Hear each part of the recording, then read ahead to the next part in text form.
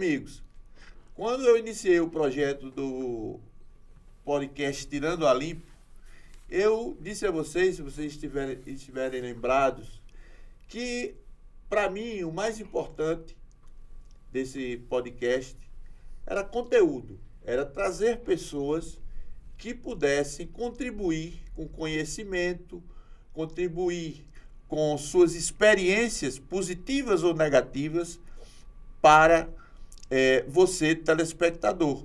Eu trouxe gente da área de segurança pública, trouxe gente da área de marketing político, trouxe gente da área de saúde, trouxe gente da área de outras áreas, e já estamos chegando ao 11º programa. E para completar o time, para fechar o time com chave de ouro, porque a camisa 11 da seleção brasileira é uma camisa sagrada e consagrada por Romário e Ronaldinho Gaúcho, eu trouxe uma pessoa que para mim é muito especial. É um grande amigo. É uma pessoa porque eu tenho, além de amizade, carinho, e nós nos identificamos muito por um estilo, a franqueza. Nós não passamos pano. Então eu trouxe aqui hoje Gêner Tinoco, publicitário, um personagem da cidade do Natal, homem de propaganda, homem de política, homem de literatura, um cara com quem o Tirando a Limpo vai, com certeza, merecer e receber grandes contribuições. Seja bem-vindo, meu amigo. Rubinho, você me deixou emocionado, estou todo arrepiado aqui. Que é isso, rapaz? A gente... Boa noite a você que nos assiste. A gente que tem amizade de muito tempo, e eu me lembro que você, ainda menino, começou a trabalhar comigo lá na Armação 19 anos. Olha aqui, ó. Isso. Aí é impressionante. Nós temos um carinho pelo outro, que é uma relação histórica de amizade sem frescura, Isso. Porque nós não temos frescura, Não. nós temos essa característica da franqueza e do dizer o que pensa. A gente tem essa característica, eu acho que é uma característica que aproxima, né, Rubinho? Eu acho que é uma característica que ela aproxima, mas ela é seletiva.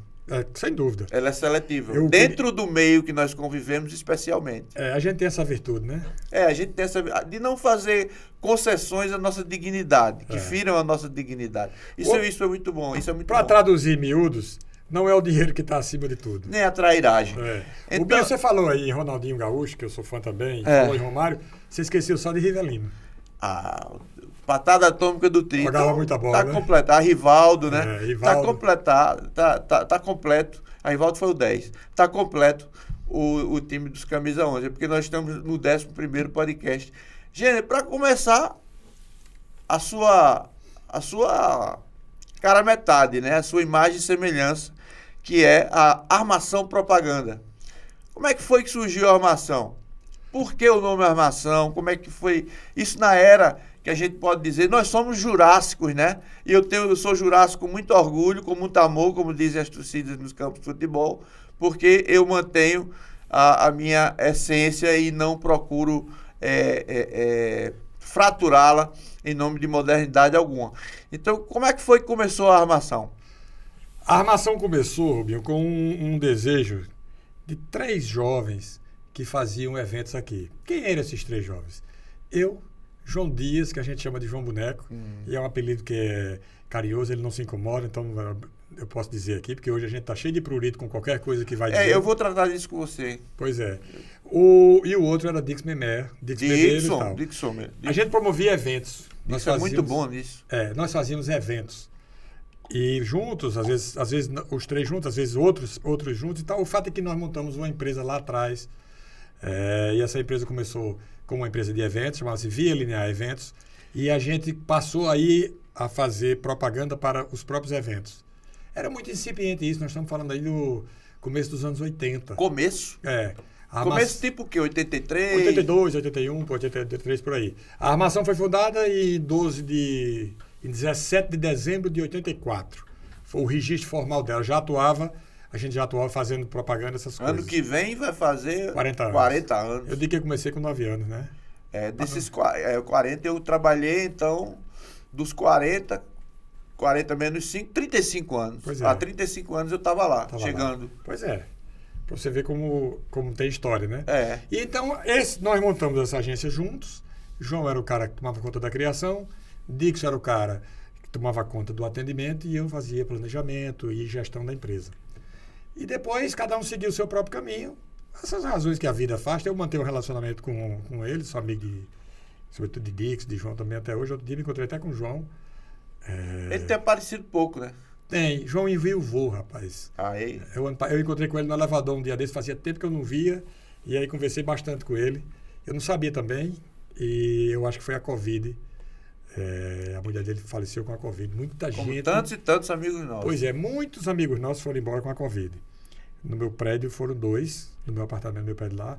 O outro foi Betinha Nácia, mulher de Nácia, que é professor da universidade, uma figuraça querida. Eu só vou dizer um nome. Dona Isolda, minha mãe, né? Pois é. Figuraça que eu também conhecia bem, minha amiga de minha mãe. Muito amiga. Então a Armação começou a partir daí. A gente foi começar a fazer propaganda e tal. O nome Armação, batendo papo, a gente tinha uma série de nomes e estava discutindo sobre o ponto de... A armação naquela época era bolação, sacada. Não tinha esse sentido de armação de sacanagem. Que veio depois. Era bem anos 80, era uma expressão bem anos 80. Aí depois ela virou... Tava na maior armação com aquela menina. Tava tirando onda, tava armando. Era mais positivo. Depois a gente fez a agência e a agência começou a ter clientes. E quando o nome que se desgastou, a gente já tinha prêmios. Tanto que uma das vezes nós pensamos até em vamos trocar esse nome e tal. E aí o nosso advogado, que continua até hoje, é Gutenberg Natal Tinoco Gutinho, que eu reputo uma das maiores inteligências desse estado. Gutinho é um cara muito culto. E discreto. Culto, discreto, inteligente e criativo demais. Ele é um cara de... Além de excelente caráter, né? Que é uma característica, um viés que a gente procura. Não tem o que dizer. Até porque Gutenberg, Tinoco, aqui mesmo se emociona, sou eu.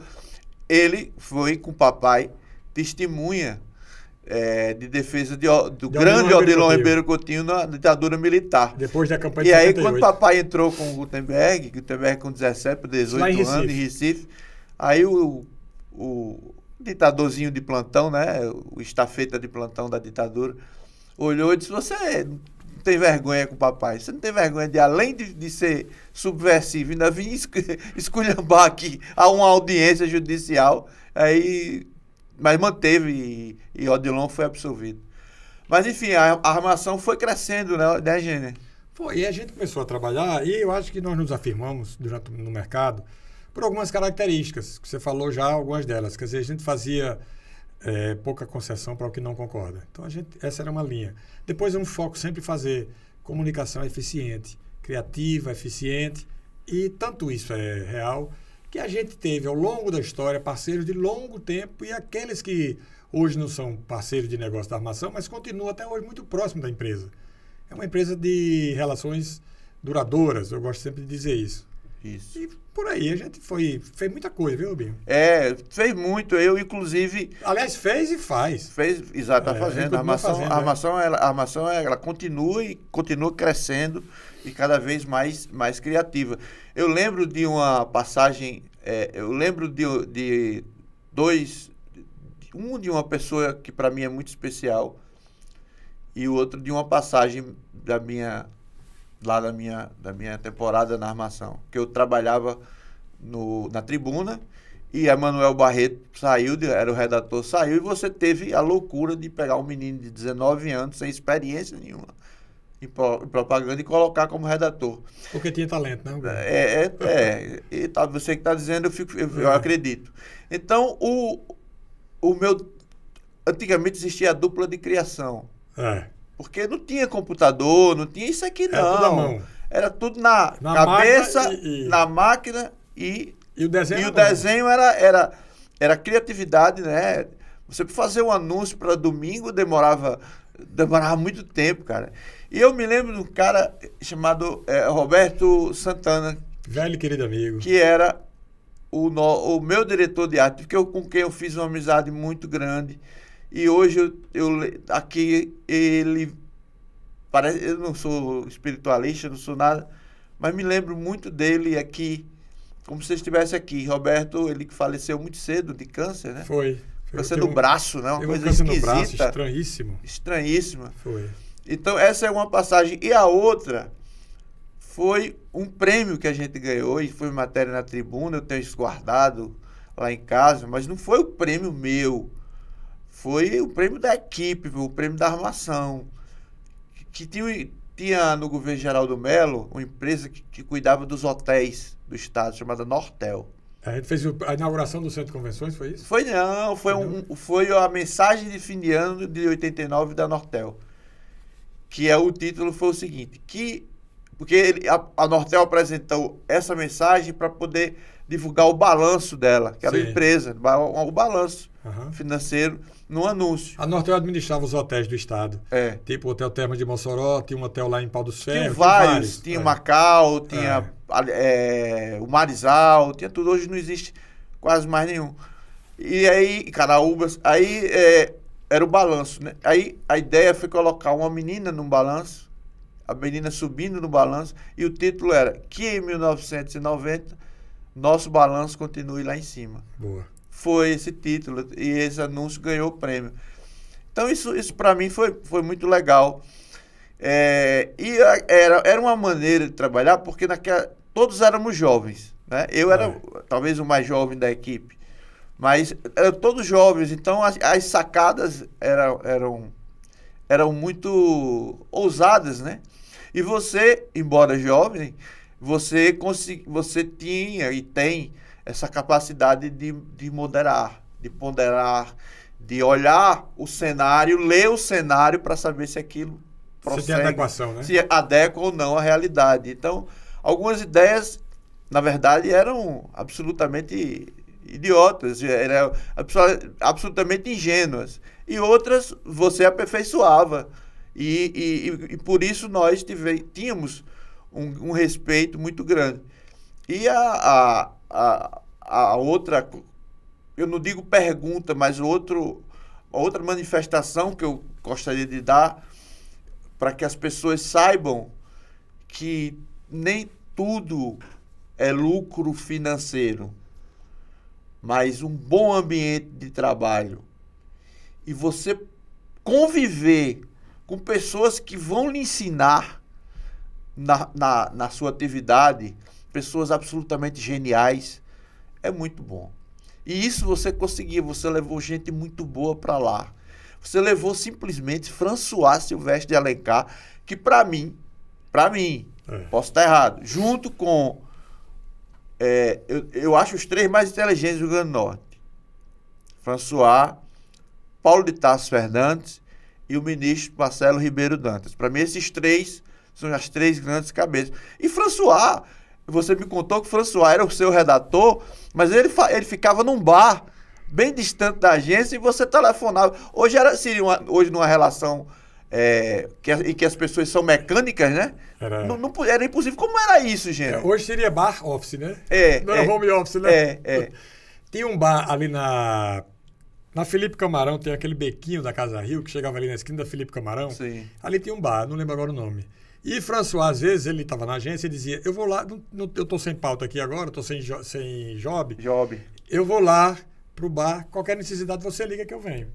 Tá certo. Aí de vez em quando eu ligava e ele via, era rapidinho. François era genial, né? Porque ele tem uma história muito boa. Tem várias histórias de François. Ele tem várias. E eu gostava demais de François, né? Uma vez ele era do governo de Geraldo Mello, isso era no governo de Geraldo Mello. Ele era do governo, ocupava um cargo na Fundação José Augusto, não sei o que. E aí eu tinha um anúncio para fazer, da Caerne, e eu chamei François, tem um anúncio aqui, tá aí o job, tem um envelope do job aí, orientando o que é, parará. Ele pegou o anúncio, aí olhou e disse, você quer que eu fale bem desse governo? Cara... Aí eu disse, eu quero que você faça a peça publicitária melhor que você puder fazer. Aí ele disse, eu já entendi. E aí fez uma peça belíssima, que acho que ele é absolutamente... Foi uma época que ele estava meio irritado com alguma coisa. Hoje ele está pior. Mas são as netas, ele tá dedicado a isso. E para não François, certa vez, em 82, François foi candidato a deputado federal. Não, estadual, federal era Ismael. Não, federal. Ismael em 82 não foi candidato, não. Então foi na outra, né? Foi. Naquela que Zé Gripino ganhou de Aloysio por 106 mil votos. Sim. Então, 66 e 107. E aí, François e papai foram presos, contemporâneos, amigos, companheiros, irmãos, na mesma época da ditadura militar, né? Que eu não posso deixar, eu não sou eu sou um cara social-democrata, eu não sou de direita nem de esquerda. Eu condeno esse sectarismo, esse ódio. Também não gosto, não. Eu não gosto. Eu até de vez em quando, eu levo muita pancada lá no programa da rádio, Rubinho, porque eu me manifesto. Eu também, eu não me omito. Aí sempre tem, eu gosto de usar, eu cito muito o filósofo, escritor espanhol, Ortega y Gasset, quando ele fala de esquerda e direita. Eu vou procurar aqui, daqui a pouco eu digo a frase. Pois é, aí François saiu candidato a deputado federal em 82 pelo PMDB. E o slogan de Aloysio Alves, o candidato a governador, era "Vamos voltar juntos". Sim. E papai, que era ao mesmo tempo... Foi candidato pelo PT, governador. Foi o primeiro candidato a governador do PT. Por isso que eu conheço o PT por dentro e por fora. E não quero assunto.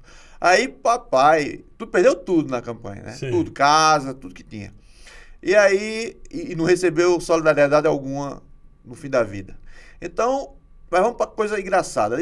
Os dois se encontram em Apodi.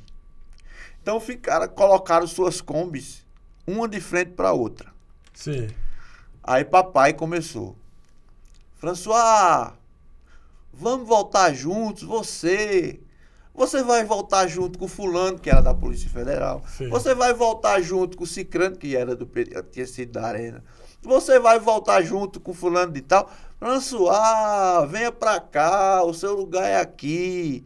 Você tá renegando seu passado, François. Se lembra da cela que a gente ficava? A cela que você botou meu apelido, que François botou um apelido de papai, codinome, chamado Taca. Sim. E quando houve a demolição Dona Vilma demoliu o caldeirão do diabo. Sim. Ele me mostrou a cela e tava lá, bem apagadinho, o nome Taca. Eles ficaram, E papai começou a gozar e os dois tomando cana, né? Aí François começou. Quem é esse? Se soltar esse candidato aqui, ele não sabe onde é Caraúbas, nem sabe onde é Apodi, ele não sabe o que é a Fulô do Mato, não sei o quê, ele não sabe o que é Aroeira, ele não sabe o que é um açude, não sabe o que é uma barragem, não sabe o que é uma cisterna, nunca tomou banho de barro, não sei o quê, nunca comeu um guiné torrado. Aí outro bêbado que estava assistindo disse: "Isso é um candidato a um camelô". aí eu disse: "Como é que terminou essa história, François?" Papai já tinha morrido quando ele disse isso. Como é que terminou essa história? Ele disse: "Os dois bêbados e fora das agendas oficiais". Acabou a agenda oficial. Então, François, para mim, é um exemplo de como você enxergava pessoas irrequietas. Trabalharam lá muitos conhecidos nossos, Rubinho. Porque, veja só, trabalhou lá conosco lá na armação durante muitos anos, Ayrton Castro. Escrevia, criativo, excepcional. E uma figura agradabilíssima. Figura querida, né? Muito bacana. Ayrton morreu recentemente. Fazia bastante tempo que eu nem ouvia nem falava com ele. Tentei falar com ele algumas vezes e ele não... Ele estava retraído. É uma figura de pessoas brilhantes, é uma família de brilhantes, né? Ney Leandro, Ayrton e o craque... O craque do futebol. Berílio Castro, nos bons quartos zagueiros. Campeão... Aí eu quero fazer uma homenagem a Sivonei, bicampeão pelo Alecrim em 1963-64. Berílio de Castro. Ayrton Castro trabalhou conosco até enquanto ele não pôde mais por conta de saúde. Aí teve glaucoma nos 2 olhos, perdeu os 2 olhos. Ficou cego, né? Ficou cego e parou de trabalhar aí. Aí enquanto ele tinha visão, ele trabalhou lá e era divertidíssimo. Eu tenho muita história com Ayrton, eu não posso contar aqui, porque aqui as crianças aqui é o seguinte, pode chamar palavrão que tem esse negócio não, aqui é território livre. Mas é porque eu tenho uma virtude que vira defeito. Quando eu tô falando uma coisa que é pesada, eu fico ruborizado, a pessoa vê logo, a agenda tá... você tá meio tímido agora, mas destrave. Eu apresentava um programa na TV Tropical com Suzy Noronha durante uma época. Suzy é divertidíssima. Minha amiga querida, foi minha aluna na UNP. Suzy é figura. E ela brincava comigo, sabe? E aí ela dizia: "Eita, tá ficando vermelho". Era pra me denunciar. Tá ficando vermelho. Quando eu ficava envergonhado, eu ficava vermelho. Ela é muito emancipada, né? Uma pessoa, inteligente, bacana. Eu gosto demais dela, minha amiga. Então, Trabalhamos juntos. aí... Eu peguei a frase aqui, só para você saber. De Ortega y Gasset, ele diz o seguinte, mais ou menos isso, não é literal. Estar à esquerda é como estar à direita. Uma das infinitas maneiras que o homem pode escolher para ser imbecil. Ambos, com efeito, são formas de hemiplagia moral. Há uma corruptela, uma variação dessa frase, que é que a gente usa, mas eu queria dizer a frase original, por isso que eu fui procurar lá. Porque mas isso ele foi perfeito. Pois é, mas é isso, né? Deixou de ser dicotomia para virar ódio. Olha, quem faz um programa de rádio diário como eu, com muito comentário... Todos os dias na Tropical, na Rádio CBN. Rádio CBN, a Rádio CBN, que é uma rádio potente, uma audiência muito grande, ele tem um programa... Bom Dia CBN. Bom Dia CBN, ele apresenta com o jornalista Roberto Medeiros. E o comentário de improviso, invariavelmente, todo dia eu levo pancada de um lado ou do outro. Se eu fizer um comentário que desagrada o cara da direita, aí ele é grosseiro e vem de lá e bate. Se fizer um comentário que desagrada alguém da esquerda, vem de lá e bate. E o meu compromisso com eles Mesma coisa comigo na Jovem Pan News, no futebol. Meu compromisso com eles é zero.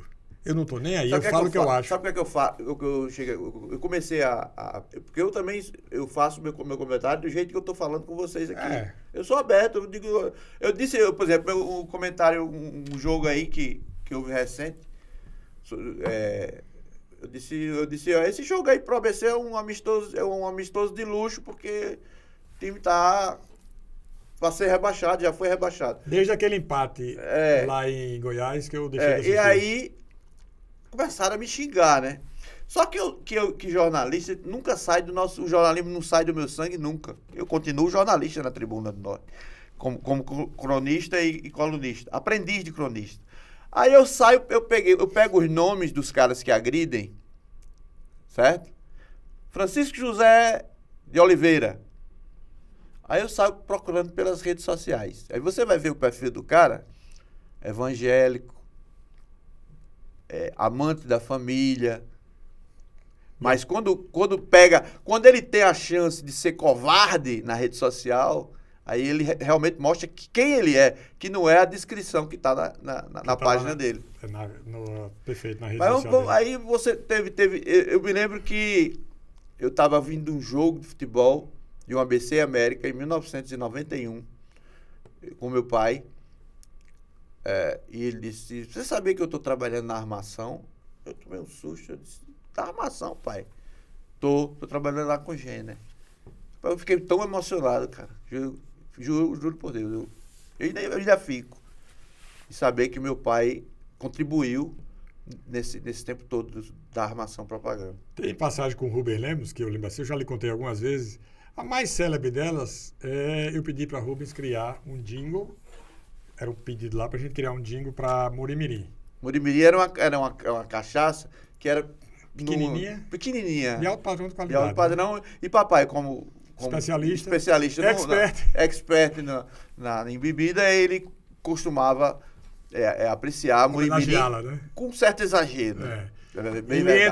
Ele recebeu o job lá e depois ele volta no dia seguinte, entra na minha sala com uma caixinha de fósforo e disse: acho que eu já solucionei. Eu me lembro só do refrão que ele batia com os dedos na caixa de fósforo e ele dizia: Murimirim, eu gosto dela, ela também de mim. Matou a pau, né? Pois é, e aí a gente fez esse jingle. O cliente na época era Marina Eugênio e Pedro Melo Neto, filho de Geraldo Melo. Pedrinho, querido amigo, todos dois, né? E eles aprovaram. Esse jingle a gente virou, depois fez vídeo dele, fez um vídeo... E houve outros, Rogério Cadengue. Trabalhou também Ciro Pedrosa, Emanuel Barreto, muita gente boa passou por lá. Muita gente passou. Flavinho Rezende. Teve muita gente criativa, né? Você apostava nesse pessoal. Quais foram os prêmios que você considera mais importantes que você venceu? Você conquistou Rubinho, com o seu trabalho e a sua criatividade? A gente teve... A armação ganhou muitos prêmios. Eu lembro de muito prêmio do Festival do Cinema, né? Ganhou, a espécie do Festival do Cinema ganhou prêmio. Teve um filme que a gente fez, Flip Pipa, que ganhou o prêmio. Foi você comigo. Era como cliente. Eu era secretário de comunicação do governo Vilma. Dona Vilma. E você fez um belíssimo filme do Flip Pipa. Porque eram os livros batendo asas para ir pro festival. Era lindo o filme. Belo filme. Esse prêmio, ele ganhou o prêmio Colunistas, esse aí, e se eu não estou enganado, ele ganhou também um Profissionais do Ano da Rede Globo. Então tem prêmios diversos. Os prêmios que mais me chamaram a atenção é que nós fizemos os cartazes dos festivais de cinema e esses cartazes foram premiados no exterior, na Rússia. E na minha época já tinha tudo época. pendurado lá. Cartaz do Festival de Cinema de Natal, cartaz do Festival de Cinema Soviético, cartaz do Festival de Cinema Infantil. Foram peças premiadas e bem interessante isso aí. Tem muitos prêmios, né? Assim, de cabeça assim, eu nem sei dizer tanto, viu, Rubinho? Porque teve umas campanhas criativas que a gente fez para Nick Doces, Nick Flores. De dona Inês Mota, que é uma... Dona Inês Mota, que é um símbolo de gentileza. De gentileza e de dom de fazer as coisas bem feitas. Dona Inês é um doce de pessoa, eu adoro Dona Inês. Mas nessa campanha que a gente ganhou o prêmio para ela, a gente fez campanha para a doceria e campanha para a área de flores. Era uma sequência de pequenos anúncios de jornal feitos na Tribuna do Norte. Um dos anúncios, a sequência era uma série de anúncios, são 5 ou 6. Um dos anúncios dizia assim, era sempre invocando a relação feliz, né? Entre homem e mulher. Foi dormir e acordou pensando, mande flores. De flores. Nick Flores. Essa era uma delas, foram 6. Então teve muita coisa premiada, muito outdoor, muito vídeo. A gente ganhou muitos prêmios de outdoor, tanto aqui como no Colunistas, aqui na Central de Outdoor. Foi, né? Teve muita peça, muitos prêmios. Ô, Genia, e essa como é conviver? Agora houve agora não, mas já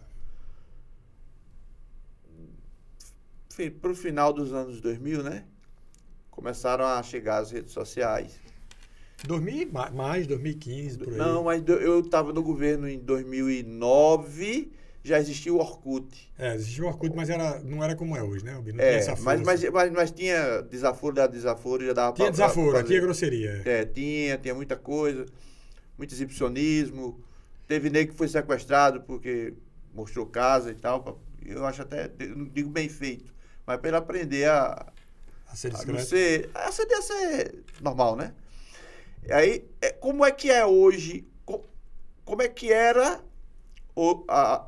Era melhor a qualidade da publicidade antiga, em que se queimava neurônios, ou a publicidade de hoje, com os recursos infinitos que tem, ela é melhor?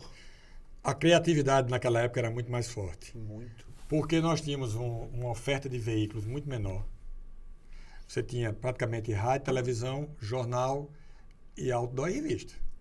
Era mais ou menos esses os veículos de comunicação que a gente dispunha. Hoje nós temos uma infinidade de veículos de comunicação, nós temos esses tradicionais, alguns sem o peso que tinha antigamente, outros com o mesmo peso e a mesma força. Por exemplo, a televisão, as pessoas que querem fazer graça sobre o mundo digital, muitas vezes ficam relevando a força da televisão e a televisão continua forte. Posso arrematar uma pergunta? Pode, claro. Você acha, o que é que você atinge, quais as metas que você atinge mais? É investindo em televisão ou investindo em rede social? Televisão, sem dúvida. Se você tiver... A televisão é muito forte, né, gente, ainda? Se você quiser falar para a massa, para o povão, para um volume de pessoas grandes, a televisão é muito mais eficiente a médio, a curto e a longo prazo. As redes sociais têm mais eficiência no médio prazo. Por exemplo, você quer fazer uma campanha emergencial. Você tem que falar na televisão porque você atinge todo mundo. Isso. Até hoje, as novelas têm audiência muito grande, o jornalismo tem audiência muito grande. Diminuiu em alguns programas, mas contudo tem um volume muito grande de audiência. E existem hoje as emissoras de televisão, a televisão começou no Rio Grande do Norte em 1987, com a TV Ponta Negra, do senador Carlos Alberto. Sim. A TV Cabugi, do ministro Luiz Alves, né? E depois a Tropical, do senador Zé Agripino. Mas hoje você segmenta. Se você olhar para cada televisão, você enxerga um público adequado para ela, mais popular em tal, mais classe AB em outro, entendeu? Você segmenta mais para o programa, né?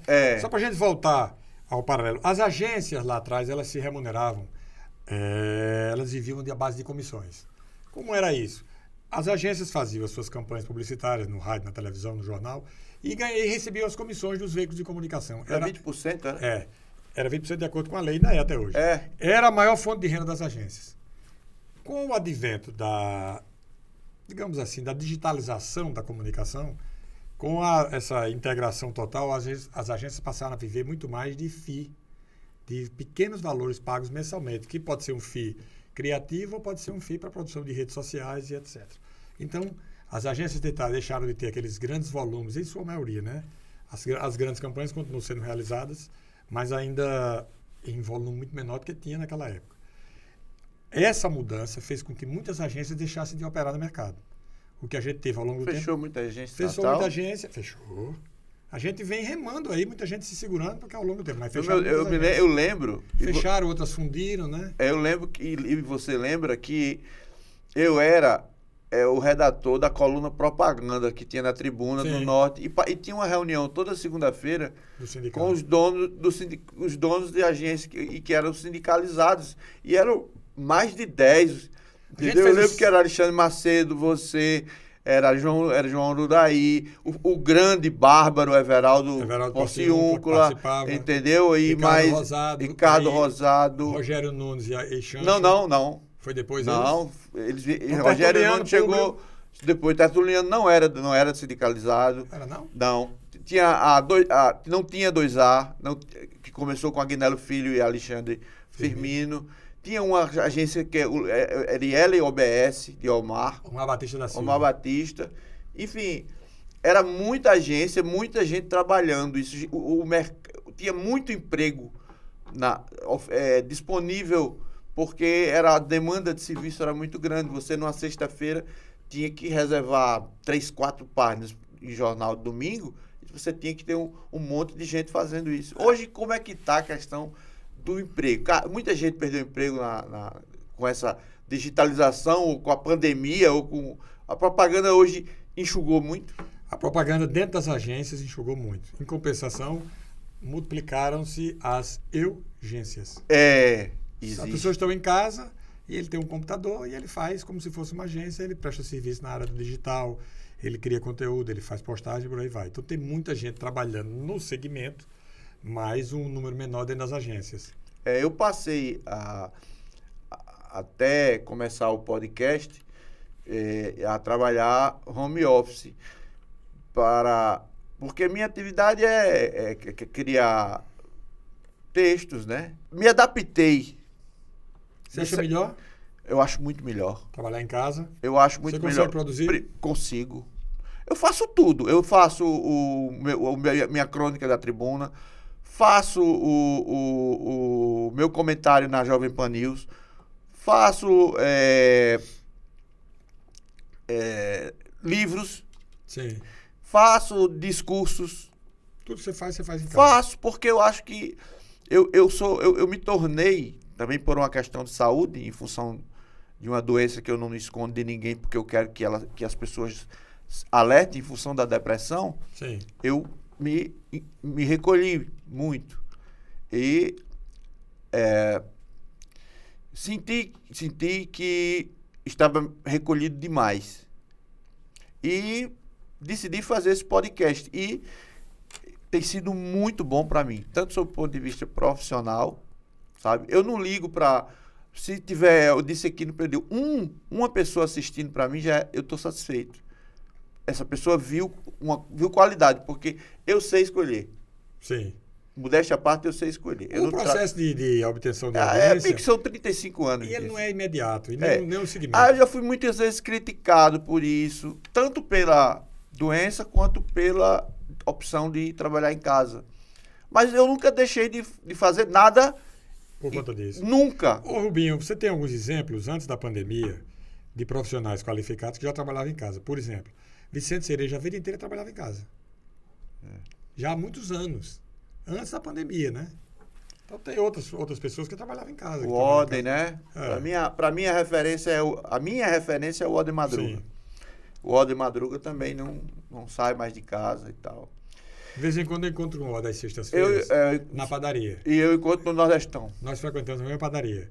Então, se eu for na padaria às 5h30, eu encontro com ele. Nordestão. Reclamando rabugento, mas é um cara que eu adoro. Chega até a amar. Então, vamos passar para outra fase, mais que tem a ver com a armação, mas eu acho é uma coisa muito importante para a cidade. Sim. É o seguinte, eu comecei na agência que você tinha em frente ao Colégio Salesiano. Sim. Você tinha uma agência de subir uma escada, ficava lá no andar, que eu acho que pertencia ao seu avô. tio, ao seu avô. Zé Natal Tinoco. Natal Tinoco. Zé Tinoco. Zé Tinoco. Então, eu conheci lá. E você mudou de sede, mas continua na Ribeira. Você é um remanescente da Ribeira. Mas a Ribeira, ela tá assim, quando eu passo pela Ribeira, eu me sinto como se estivesse passando por um cemitério. Sabe? Sim. Não tem nada. E eu acho que a Ribeira ainda teria muito, em termos culturais, principalmente, a oferecer como Recife antigo. Mas eu não tenho a expertise para comentar sobre a Ribeira que você tem. O que é que você acha que é possível fazer? O prefeito, só acrescentando, quem tem que falar aqui é você, não sou eu não. O prefeito Álvaro Dias anunciou uma decisão de transferir o gabinete dele para um dos antigos prédios do Banderni, que ali tinham vários Não, Banderni. onde era o prédio do Ministério da Economia. Ministério da Economia. Fica ali quase de frente ao Banco do Brasil, na Duque de Caxias, esquina com a... Eu acho que essa medida é muito boa, porque vai fazer circular. Mas diga você como está hoje na Ribeira e o que a Ribeira ainda tem para oferecer.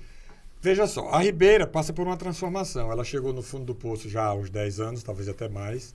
Lá atrás, antes disso, o ex-prefeito Carlos Eduardo fez uma medida que ajudou muito a Ribeira, que ele isentou durante um período de 10 anos, se eu não me engano, de IPTU, os imóveis que fossem construídos naquele período.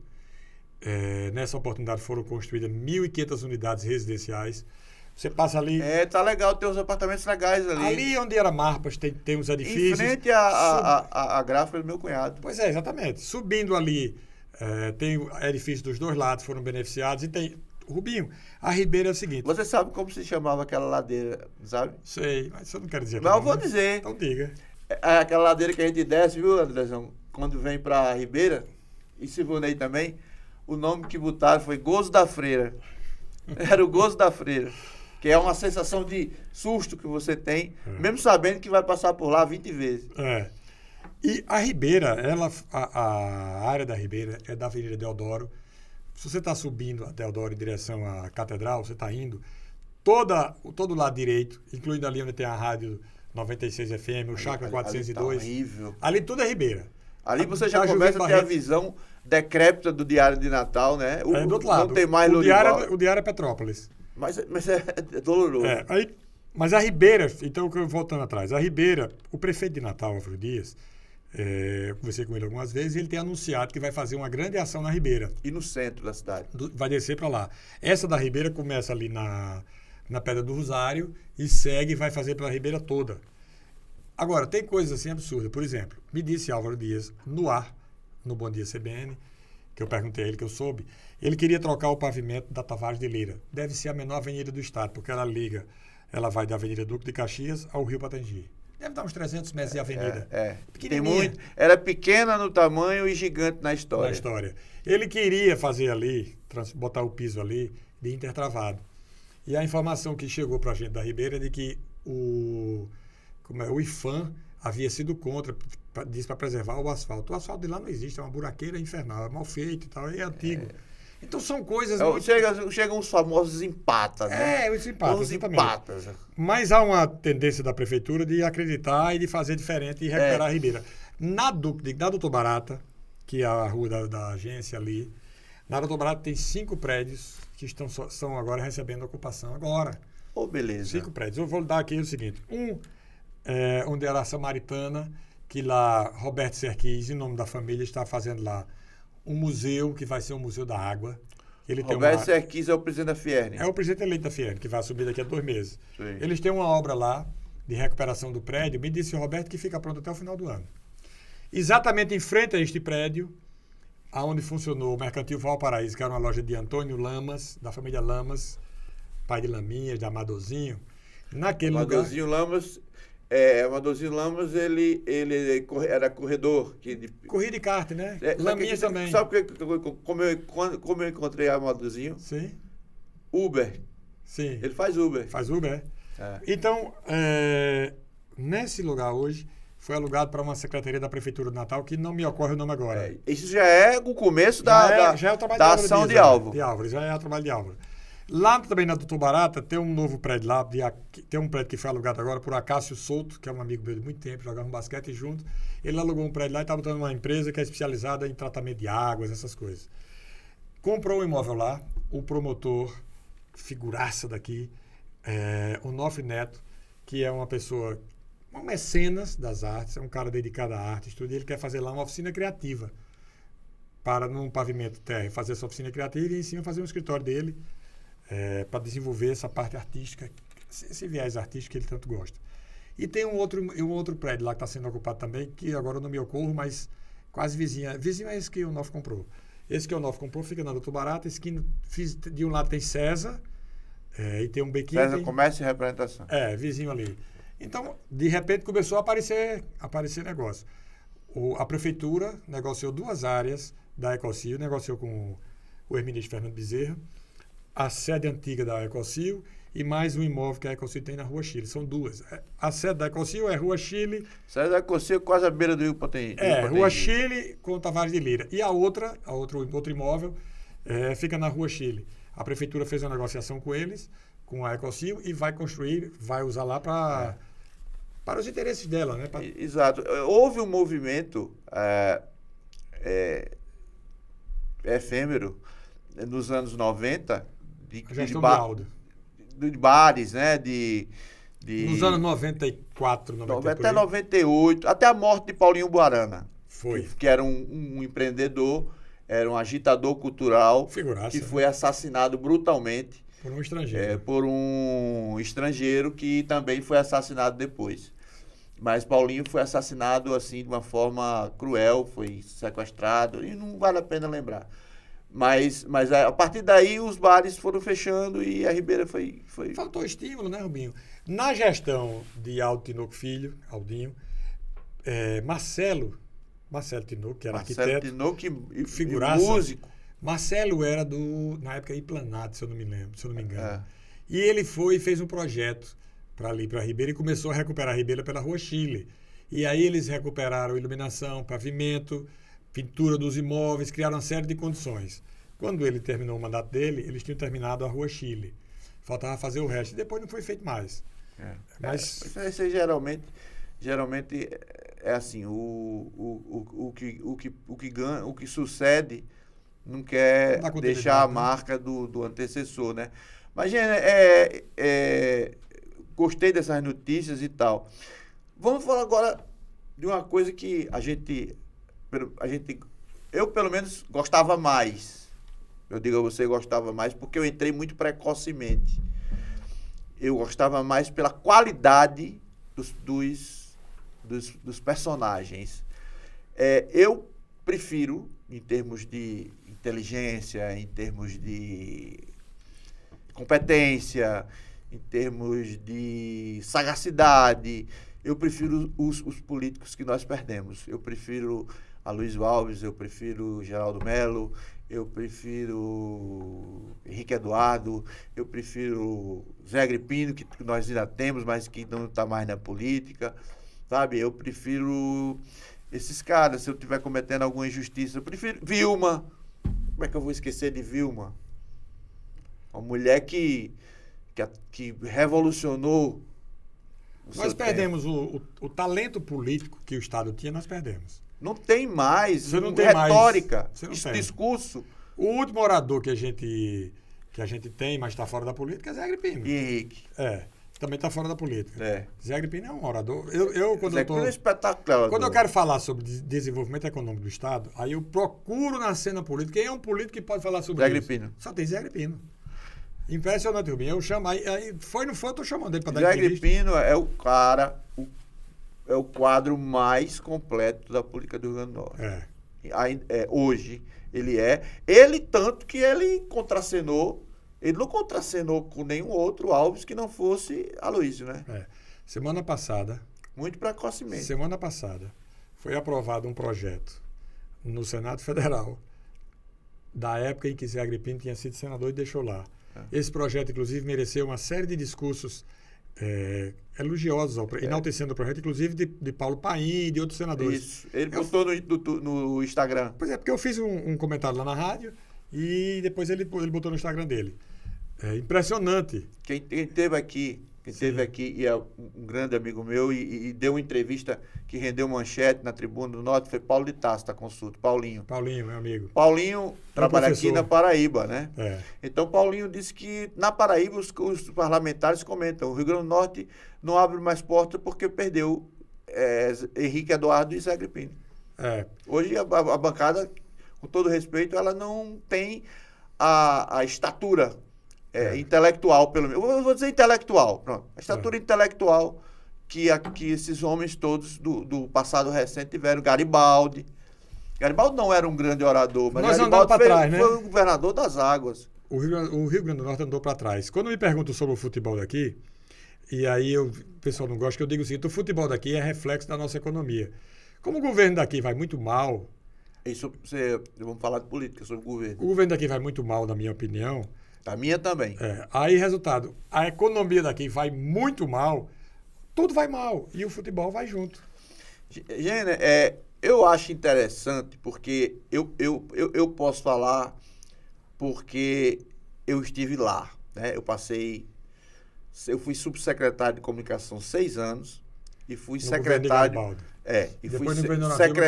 de comunicação titular, secretário-chefe, 7 anos e 3 meses. O tempo que durou o mandato dela. Eu fui o único secretário que descia a rampa com Dona Vilma.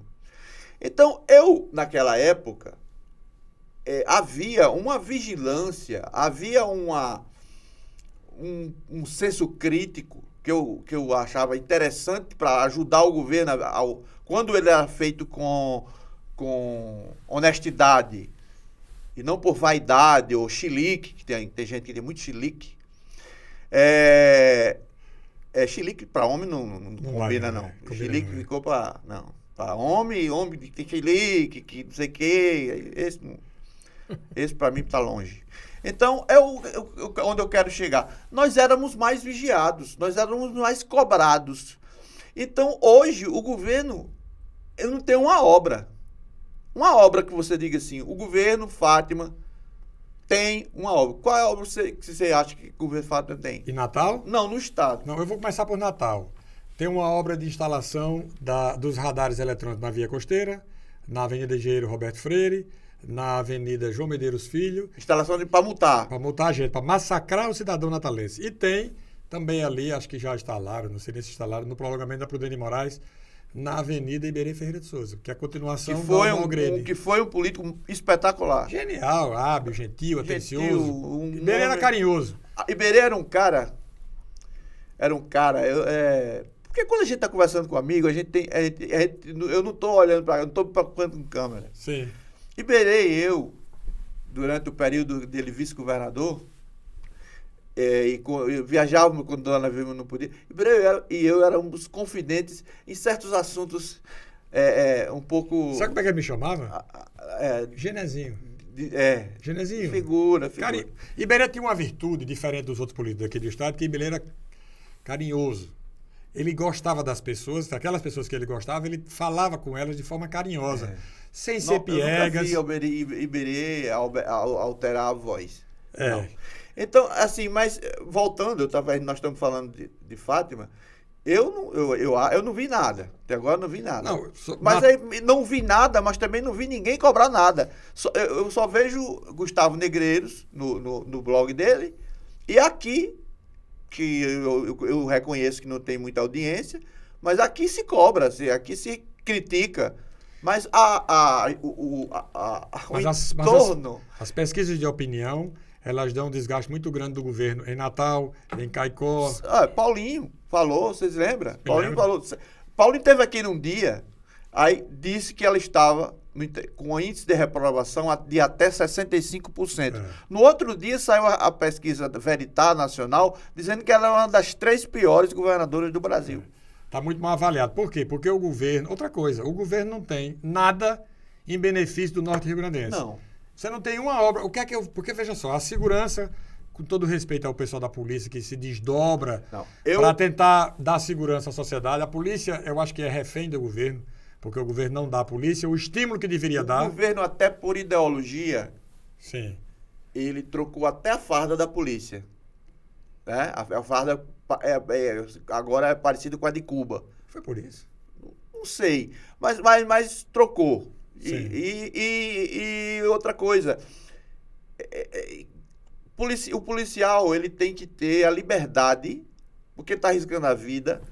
O policial ele tem que ter a prioridade. O policial vai para o enfrentamento. Você vai, aberto, aí você pode. coloca, por exemplo, tem a Secretaria de Segurança Pública e tem a Secretaria de Interior e Justiça, que cuida de Justiça e Cidadania, que cuida dos vagabundos que estão enjaulados. Certo. Se dá mais atenção a se a quentinha do preso chegou direito, se tem lá um ventilador para ele, se tem do que, por exemplo, quando morre um policial, não se sai nota de solidariedade oficial. Então, isso eu acho que é uma característica ideológica, uma opcional do governo. Rubinho, e grave. Veja só, os políticos aqui, eles não dão opinião sobre nada. Eu vou lhe dar um exemplo. Eu venho falando há muito tempo sobre essa obra da engorda de Ponta Negra, tá certo? A governadora, através do IDEMA, criou uma série de dificuldades para liberar... O que o governo fez com o Álvaro foi desleal. Pronto. O governo do estado, a governadora, através do IDEMA, criou uma série de dificuldades para retardar a obra e para impedir a sua realização. A pressão social foi tão grande que deram uma licença prévia. Eu não estou eu saí do Twitter, entendeu? Eu estou querendo paz. Certo. Mas quando eu vi uma imagem do Morro do Careca se desmilinguindo... Eu vou lá todo sábado e domingo, se desmilinguindo, eu digo, pelo amor de Deus, o governo vai deixar isso acontecer? Eu tenho essa imagem aqui, porque eu vou lá... um papel, uma assinatura. Resultado. A governadora jamais se manifestou, nunca disse nada a respeito da engorda do Morro do Careca. Não, ela não da engorda de Ponta Negra. Também... A respeito da preservação do Morro do Careca. A governadora nunca falou nada. Os deputados federais, eu não vi nenhum falar nada sobre isso. Os senadores não falaram nada. Ninguém fala nada. Parece que não está acontecendo aqui, rapaz. Não. Eles quando muito, eles postam fotos recebendo prefeitos. Pois é. E a governadora, ela não dá entrevistas ou dá entrevistas apenas a simpatizantes. Ela dá entrevistas a pessoas que a defendem. Aí eu posso falar, porque eu mesmo falei com o Daniel Cabral, pedindo já umas 4 ou 5 vezes, ele disse que vai falar, nunca deu nem resposta, não tem nem atenção. Agora eu acho assim, que você tá pedindo demais, sabe? Não, conhecendo você... É porque... eu digo aqui, eu chamo... Olha só essa imagem. Foi sábado agora. Horrível. É o morro caindo. Quase uma salina embaixo. É o morro descendo. Eu trouxe de político aqui, político militante, que estava no ostracismo e tudo, Fábio Dantas. Sim. Porque os outros políticos eu não vejo expressão neles, eles não veem expressão em mim, eu também não vejo neles. Eu não vou ficar... Eu no meu tempo de secretário, eu não tinha frescura, eu não tinha problema de medo de perder o lugar. Não tinha. Eu estava ali para fazer a governadora crescer. Ela saiu do governo com 67% de aprovação. Graças a Deus, não foi a mim, não. E as obras que ela fez. E a ela. Trabalhou muito. Muito, né? muito. Tem todo município do Rio Grande do Norte tem o DNA de Vilma lá. Tá falando sobre obras, Rubinho, eu vou de vez em quando pro interior. Por exemplo, eu ia lhe perguntar, você que é um cara que gosta de viajar, a Paraíba, tapete, Rio Grande do Norte, cratera, as estradas. Outro dia eu fui a Bananeiras, há uns 3 meses, e eu filmei, eu vim de Belém, fica na fronteira aqui, vizinho ali a Pacifica, eu vinha de Belém, pela estrada a estrada da Paraíba, e eu filmei a transição da estrada da Paraíba para a estrada do Rio Grande do Norte. Tem uma ponte, você vem numa estrada perfeita e quando você passa da ponte começa a buraqueira. E aí é uma coisa impressionante, porque se você vier num carro pequeno, você tem que ir bem devagarinho para não rasgar o pneu. E outra coisa, corre risco de acidentes. assaltos. De assalto também. Assaltos. Agora, são quase todas as estradas. Se você fizer Jaçanã, Coronel Ezequiel, você não acredita, a buraqueira, eu não acredito que tem um negócio daquele e que a governadora não faz nada. Você acha que é falta de dinheiro ou é falta de competência? É falta de competência, falta de vontade. De vontade? De vontade, que se quiser faz, né, Rubinho? Não existe isso. Não é porque não tem oposição, não? Não é porque ganhou o WO, não? Não, tem até oposição, mas a oposição fala só, não repercute na imprensa, na mídia, né? Não tem repercussão na mídia. Porque a mídia... Parte da mídia repercute mais pouco, né? É o que eu digo. Frontalmente... As pessoas não falam, Rubinho. Quem é que fala? Ninguém está querendo se comprometer. A gente faz entrevista todos os dias. Ninguém quer se comprometer. Todo mundo está preocupado muito mais com outras questões que dizem mais respeito a elas próprias. Aqui eu tive... As pessoas que passaram aqui, todas, graças a Deus, foram muito francas, foram muito... Que, aliás, só presta entrevista se a pessoa for franca, né? Franca, se a pessoa não disser o que pensa, aí não tem entrevista. Aí não é entrevista, desculpe, dissimulação. É dissimulação de coisa que é para colunista social, não para mim. Então, eu queria lhe fazer uma pergunta, já que a gente está falando sobre isso. Por que faça? O que é que você está achando desse PAC 3? Porque o PAC 1 não foram realizadas nem a metade das obras. No PAC 2, o PAC 1 no governo de Lula, o PAC 2 no governo de Dilma, também não se realizaram nem a metade das obras. E agora tem o PAC 3. É uma peça de marketing? Eu acho que é uma peça de marketing e de desvio de atenção de outros problemas. Porque eu vou fazer essa pergunta a você. Eu tenho uma convicção. Eu acho que Lula, pelo que passou, que foi preso, enfim, perdeu a mulher e tal, conheceu Janja na cadeia, né? Janja, que é uma primeira-dama muito atuante, né? Extremamente atuante até demais. Eu acho que ele não voltou para governar. Ele voltou para se vingar. Eu acho. E isso é muito ruim. O PAC 3 não vai sair do papel. Não vai sair do papel. As políticas que ele prometeu para as classes C, D e E, não tem acontecido nada. Não tem acontecido nada. A população está frustrada. E isso tem se refletido aqui. Porque, por exemplo, Garibaldi construiu as adutoras. Mais de 1.200 quilômetros de adutora, levando água para quem tinha sede. Com apoio do governo Fernando Henrique. Dona Vilma, ela fez obras imensas e intensas com o apoio do primeiro governo de Lula. Mas agora o governo federal... Você veja que o governo do estado não tem dinheiro para nada. E eu acho que tudo, falta ao governo federal, do governo estadual, todo governo tem isso. O governo de Zé Agripino tinha Leônidas, o governo de Zé Agripino tinha Machadinho, o governo de Zé Agripino tinha Cassiano com agência. Pessoas que dão acesso. Pessoas que formulam, que pensam. Dão acesso o governo de Geraldo, ele só se bastava, ele se completava. Mas tinha muitos, tinha João Mouraí, tinha os amigos dele. João Mouraí, Benivaldo, enfim, Marinho. José Bezerra Marinho, que é muito inteligente, está agora na Assembleia. Então, você olha para o secretariado de Fátima, modéstia à parte, e compara com o de Vilma e o de Garibaldi, é uma goleada para o de Vilma e para o de Garibaldi. Se não aparece esse Cadu para dar má notícia, não aparece ninguém. Cadu é um cara muito preparado. Não duvido. Ele é bom. Eu acho que ele, até pelo estilo dele, ele é um cara muito cordato e ele é muito preparado, mas o governo, na minha opinião, utiliza-o em excesso. Cadu está sendo a bucha de canhão por conta dessas... Porque ele não se nega a dizer a verdade, a entrevista com ele é boa, ele é efetivo, a declaração dele é boa. Ele é efetivo. Ele diz exatamente o que está acontecendo. Ele não quer enganar ninguém. Se ele perder o emprego, ele não vai ter problema. Então, vamos aqui para outras questões, já que eu estou alertado aqui pelo tempo. Me diga uma coisa, Gene. Sim. Paulo, você concorda que existe já que você trabalha em eleições, fez campanhas, em todos os níveis, você comandou campanhas na área de comunicação, você não acha que tá havendo uma farra de pesquisa eleitoral, não? Uma farra antecipada demais, né, Rubinho? Porque nós estamos há mais de um ano da eleição do ano que vem e já tem uma série de pesquisas aí antecipadamente.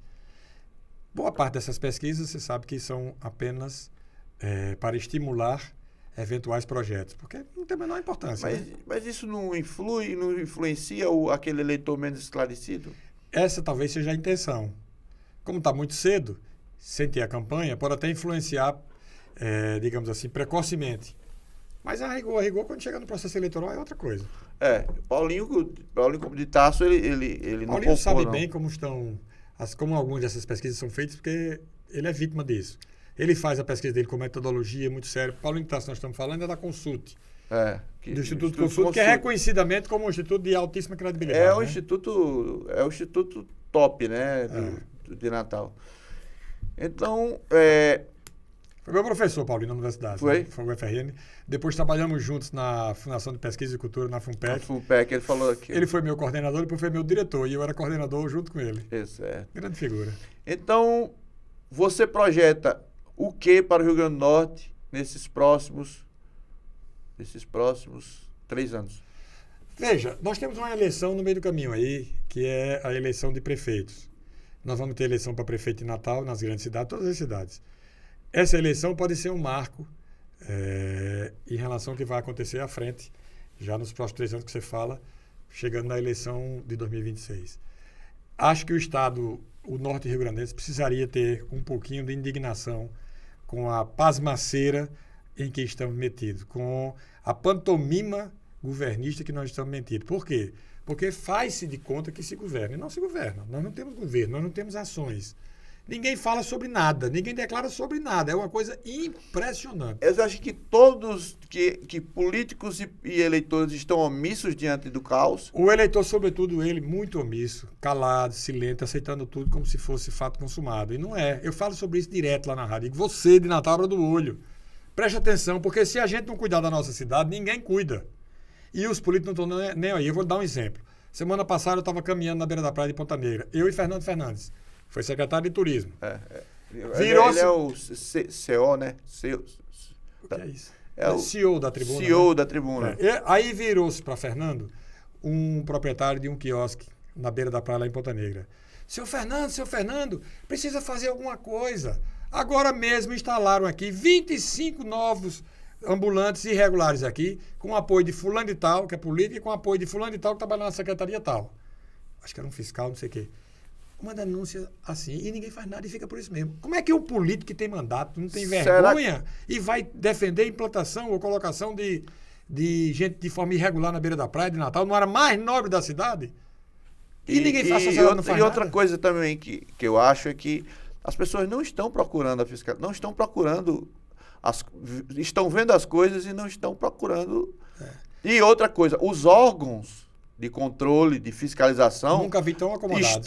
Comigo eles era marcação estilo Dunga. Sim. Mas hoje eles não marcam, não. Eles parece que há uma caminhada paralela, uma parceria, um acordo tácito entre o governo e os órgãos de fiscalização. Por exemplo, na questão dos consignados, que não foram repassados, não repassados, o silêncio tomou conta, mas milhares de pessoas foram prejudicadas e deverão ser.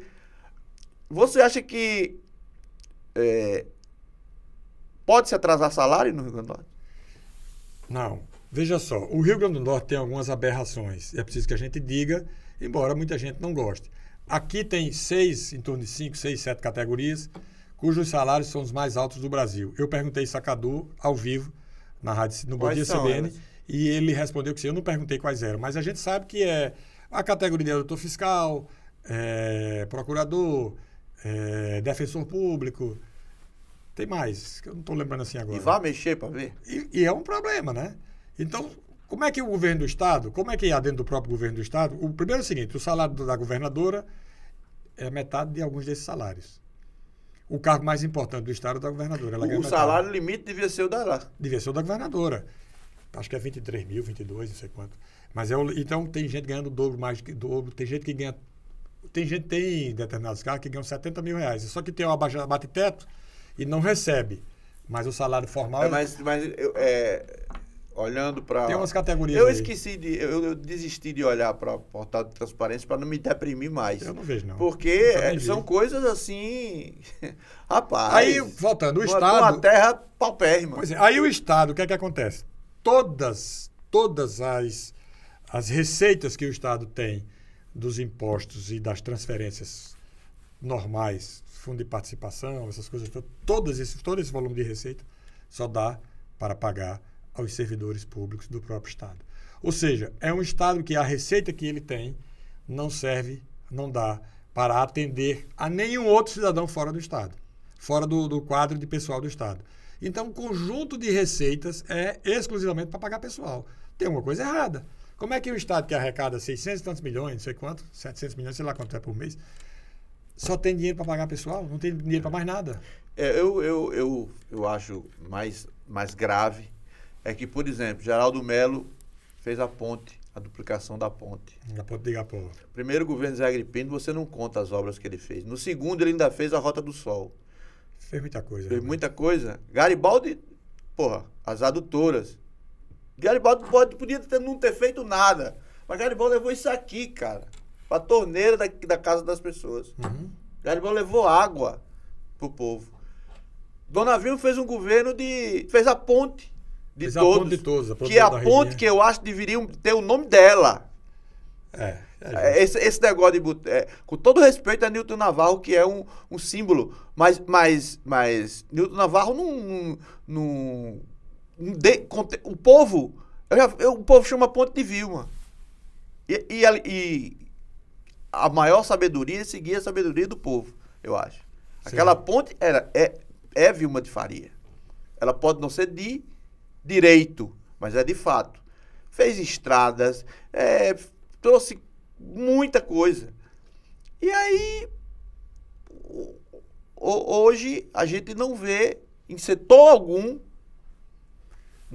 nenhuma demanda. Muita viagem, muita conversa, né? muita resenha e muita proteção midiática. O cinturão midiático é muito forte. Por isso que eu acho que a omissão, as pessoas não se tocam. Esse negócio de segurança, de sensação de segurança, isso é uma balela, meu amigo. Que está se assaltando, A gente roubando, não pode sair de casa. matando. A gente não aqui. sai de casa. A gente não sai de casa à noite porque não pode sair. Pode não. Você veja que essa semana passada, quarta-feira ou quinta, nem lembro mais, assaltaram ali na letra A, ali na Potengi. Lá tem um bar e tem um café e uma charutaria, né? Os caras estavam na porta, chegaram os caras na motocicleta lá, botaram a arma em cima, me assaltaram, depois deram o tiro pra cima. Eu recebi uma piada de mau gosto, mas de um cara revoltado com a situação de segurança aqui. Eu quero dizer aqui que os policiais têm todo o meu respeito. Os policiais fazem o que podem. Inclusive, perdem a vida. Perdem a vida. Os policiais hoje estão sendo caçados pelas facções criminosas. E o governo não faz nada para defender os policiais. Não faz nada. Nada, absolutamente nada. Só vem com o negócio, é uma coisa de contingência, é uma coisa momentânea. De jeito nenhum. Os policiais sofrem.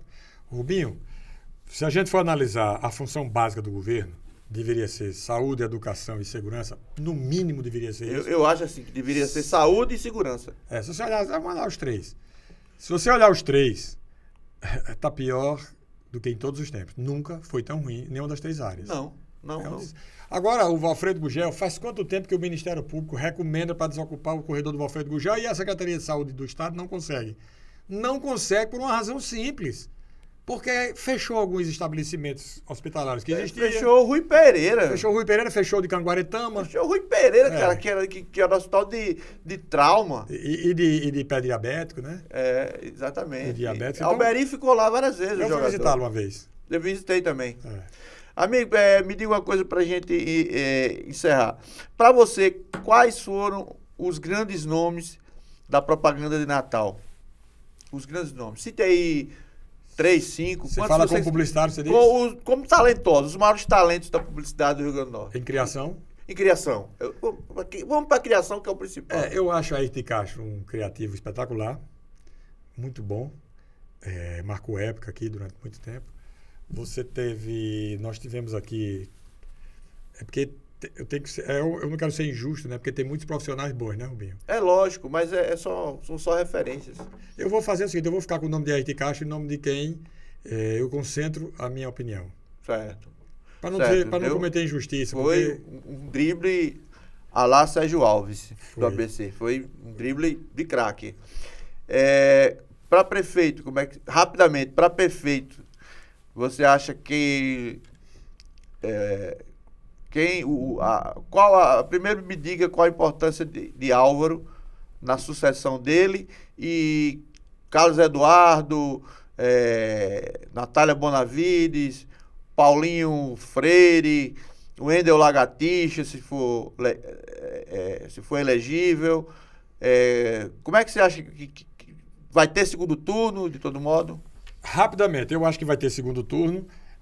Acho que Paulinho pode ser uma variável diferenciada, dependendo de se a campanha começar cedo e se ele obtiver o apoio que está procurando de Álvaro Dias e outros apoios. Caso contrário, vai se configurar o segundo turno entre Carlos Eduardo e Natália Bonavides. Acho que Carlos Eduardo, hoje, pelas pesquisas que eu tenho visto, é disparado o favorito.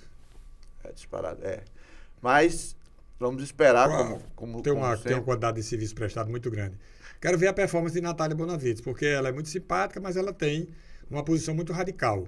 E Natal não gosta muito. Ela é muito, assim, eu não acho ela simpática, não.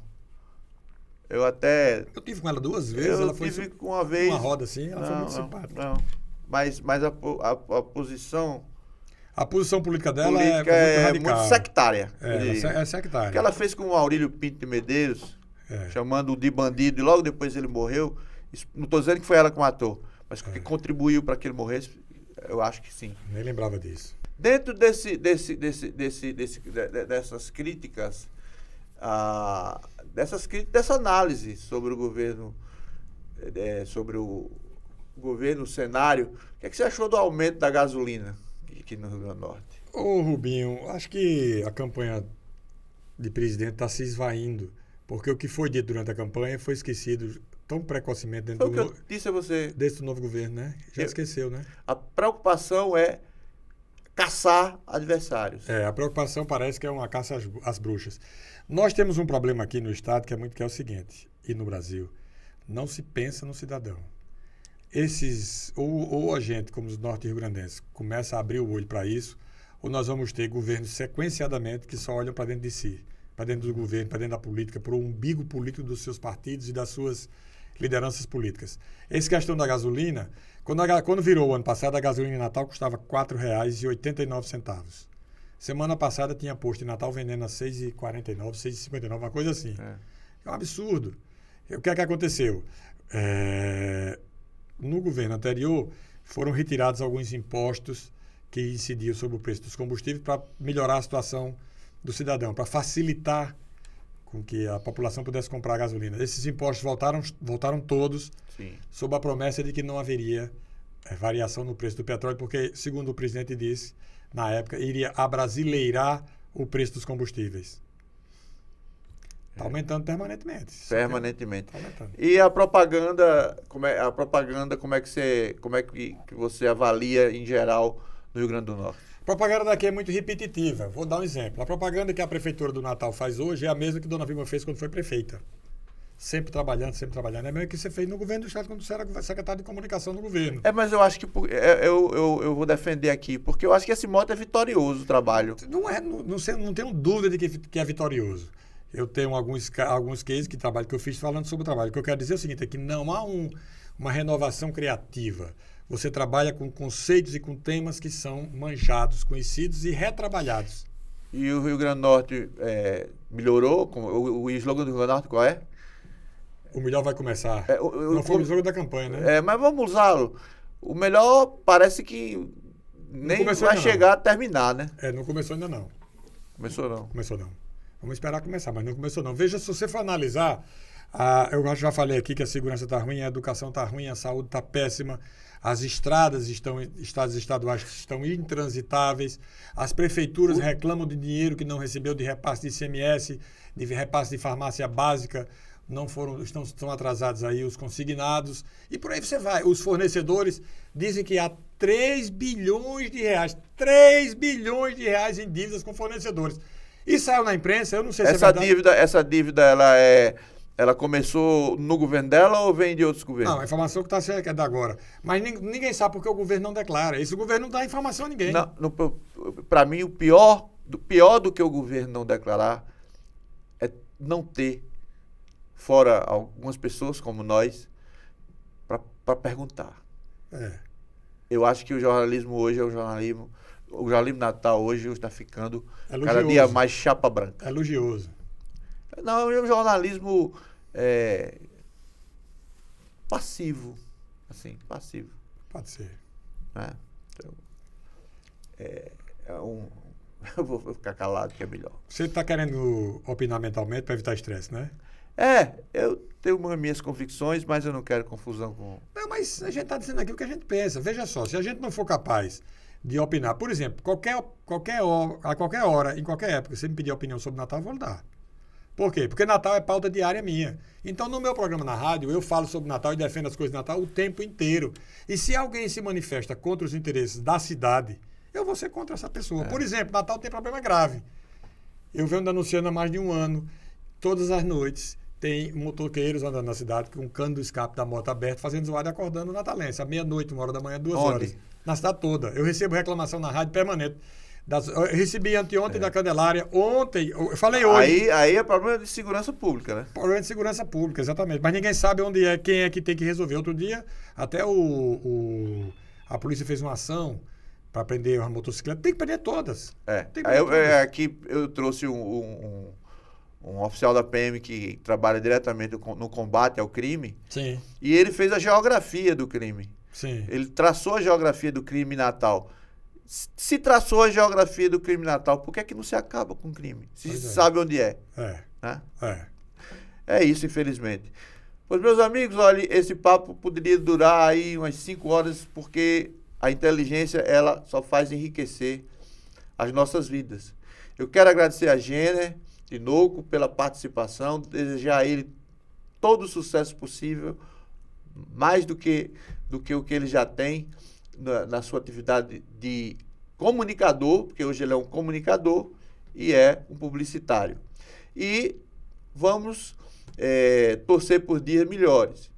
E até a próxima edição do podcast Tirando a Limpo.